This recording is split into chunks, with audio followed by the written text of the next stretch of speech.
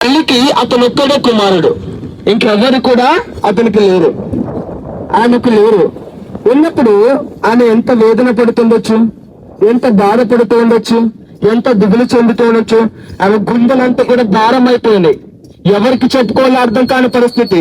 ఉన్న ఒక్కగానొక్క ఆధారము లేడు, తన కుమారుడు. ఆమె ఏడుస్తుంటే యేసు ప్రభు వారు ఎదురొచ్చారు. ఆమెకు ఎదురొచ్చి ఆ పాడ దగ్గరకు వచ్చి ఆయన జస్ట్ పాడను ముట్టాడంటే ఏం చేశాడు? జస్ట్ ఆ చనిపోయిన వ్యక్తిని ముట్టాడు. ముట్టిన వెంటనే చనిపోయిన వ్యక్తి తిరిగి లేచాడు. అక్కడ హల్లెలూయా, చనిపోయిన వ్యక్తి తిరిగి లేచాడు. ఆమెకి అతడు ఒక్కడి కుమారుడు. అప్పుడు ఆ తల్లికి కుమారుణ్ణి దేవుడు అప్పగిస్తాడు. ఎందుకు చెప్తున్నానంటే, దేవుడు చనిపోయిన వారిని కూడా తిరిగి లేపగల గొప్ప దేవుడు. ఎప్పుడు లేపుతాడా? అప్పుడు దేవుడు వచ్చిన యేసు ప్రభు వచ్చిన అలాంటి కార్యాలు చేసినాడు అనుకోవచ్చు. మరి ఎప్పుడు లేపుతాడంటే, విశ్వాసం ఉంచి చూడు. విశ్వాసం, నమ్మకం ఉంటే చాలు, ఆయన ఎలాంటి కార్యములైనా చేయగల దేవుడు.